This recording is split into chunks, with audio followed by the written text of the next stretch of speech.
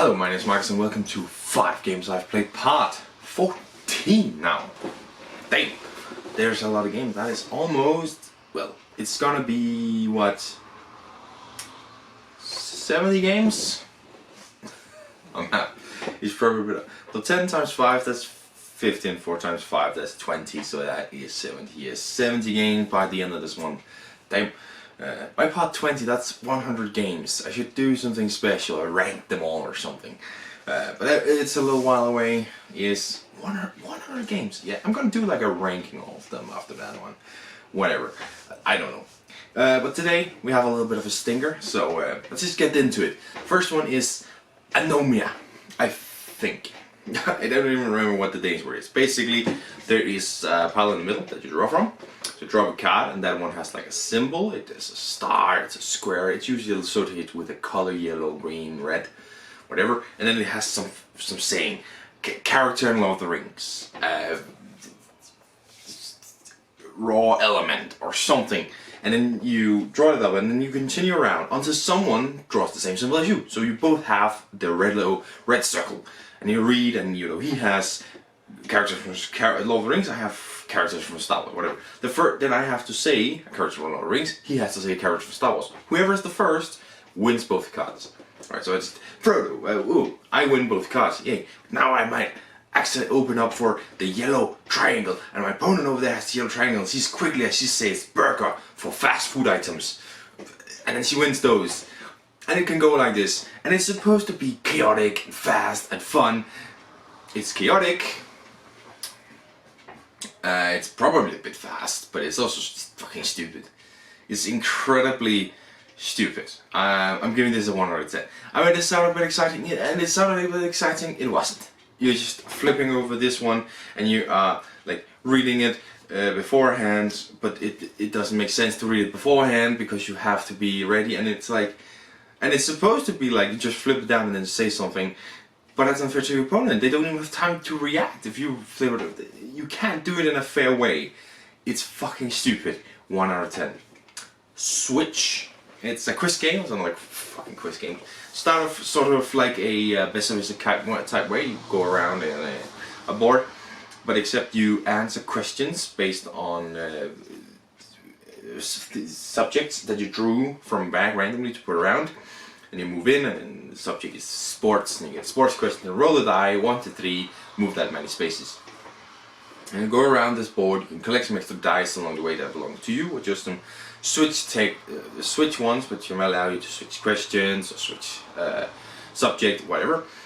And you go around the board. If someone is 2 subjects ahead of you, you all drawn up to him. It's sort of it's marked on this board because he can't be that many spaces ahead of you. That's unfair, apparently.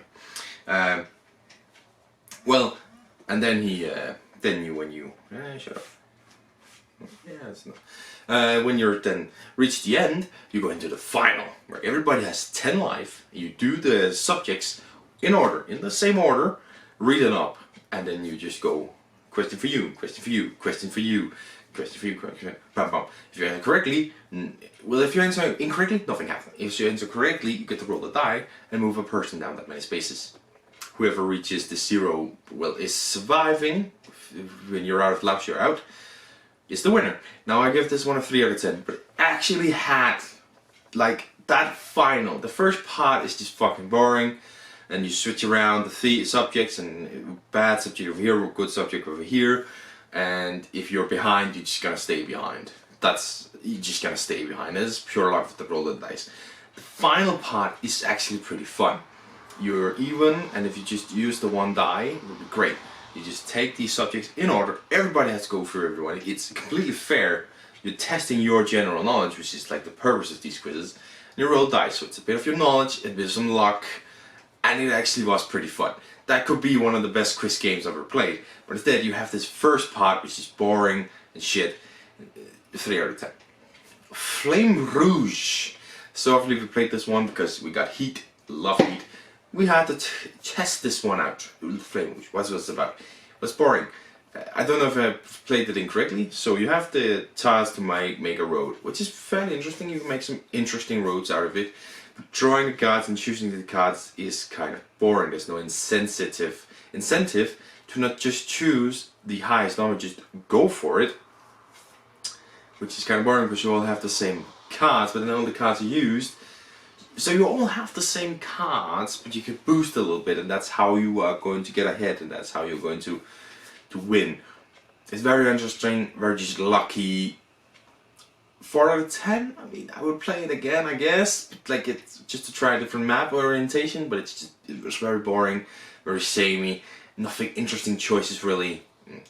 Next up, Triumph and Tragedy, a straight up war game for me this time. It's pretty interesting. So it's a 3-player game about the Second World War. So one is Russia, one is Germany, one is the Allies.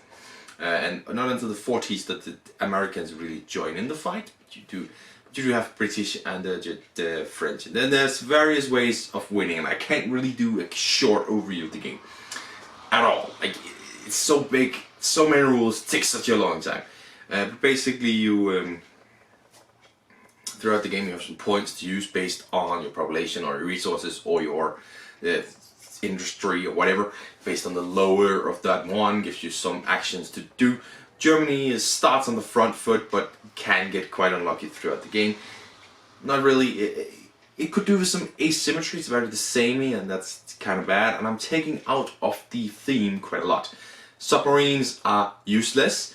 Airplanes can't do anything against submarines. Well, here's the thing. Submarines was an OP weapon for the Germans, and one of the ways the Allies managed to do something about the submarines at the early parts of the war was sending in airplanes, which forced the Germans to develop technology.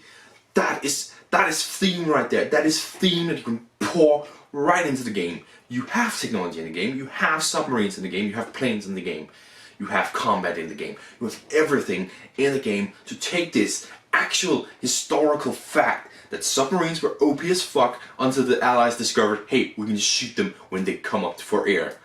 And then the Germans were like, hey, the Allies are shooting us when they come up for air, how can we not come up for air? This is technology, this is history, this is battle, this is an amazing way to put it into a theme. No, submarines completely useless, planes completely useless unless they're against other planes. Sorry, what? Do you know anything about history? Do you know anything about airplanes and how useful they are for ground attacks?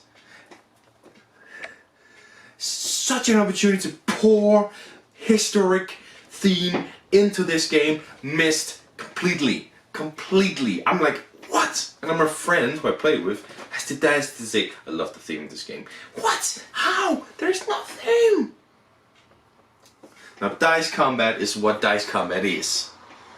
It's a perfectly fine way of doing combat because it adds randomness. So I like that. Just needed to add that one in. And we kind of do this strategical form where you're like, it's secret what you have until you do battle.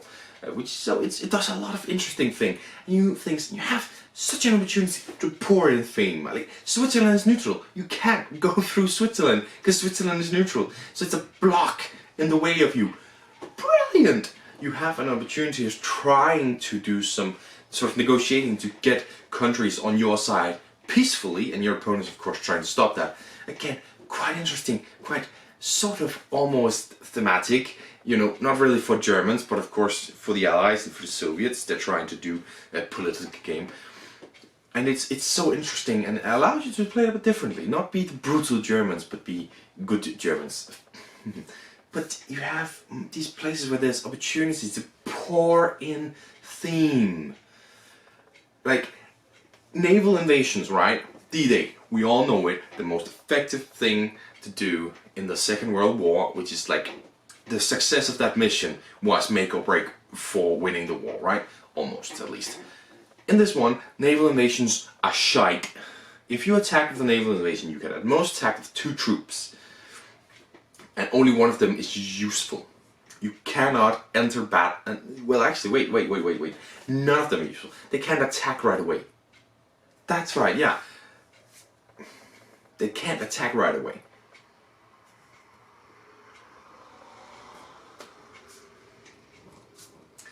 The most important battle, D-Day, was a naval invasion that was successful, sort of, for the Allies. That was such an important part. In this one, naval invasion is terrible, submarines are terrible. These things where the theme could ooze out are just removed.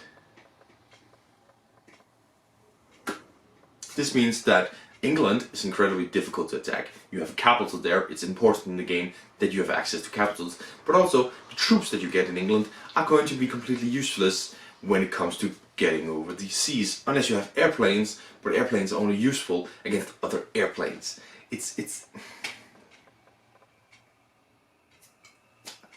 I'm gonna give it a 5 out of 10, because it has a lot of mechanics that I really enjoy. But these choices to remove theme from the game, I just can't look past them.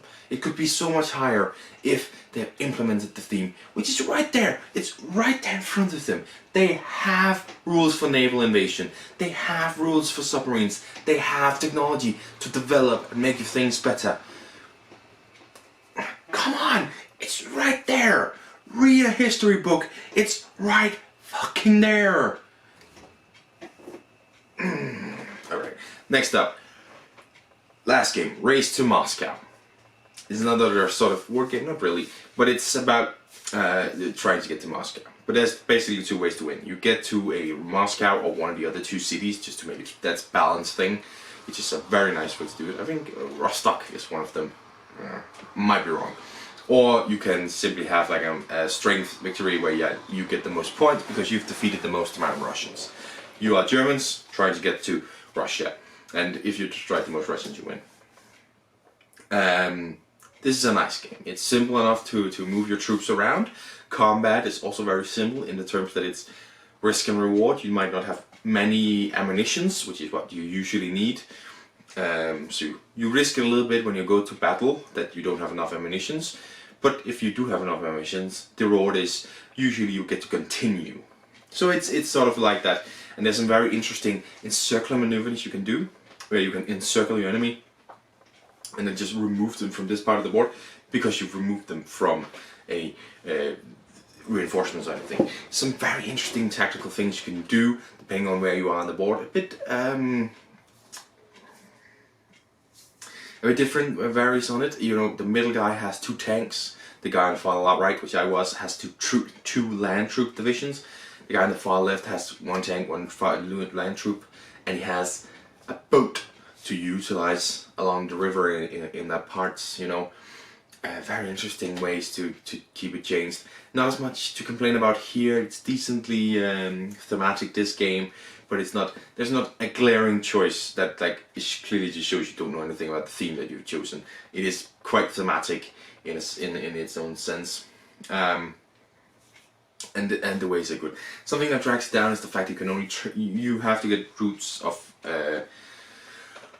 ammunitions and food and fuel up to your tanks and your troops, and you do this by either trucks or trains, but you can only use a truck or train once. So once you've like aligned the route, well, it's over now. You can't continue choosing it. So now you have to choose another route.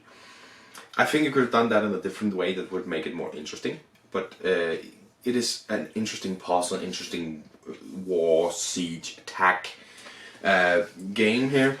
So it is decently interesting. I'm giving it a 7 out of 10. So that's the end of that one. Triumph Strategy, really something that I can complain about a lot. This part has a 4 out of 10 average, which is like, it's like in the middle. Like it's not the lowest. There's multiple others that are 4s, and there's a couple that are below it.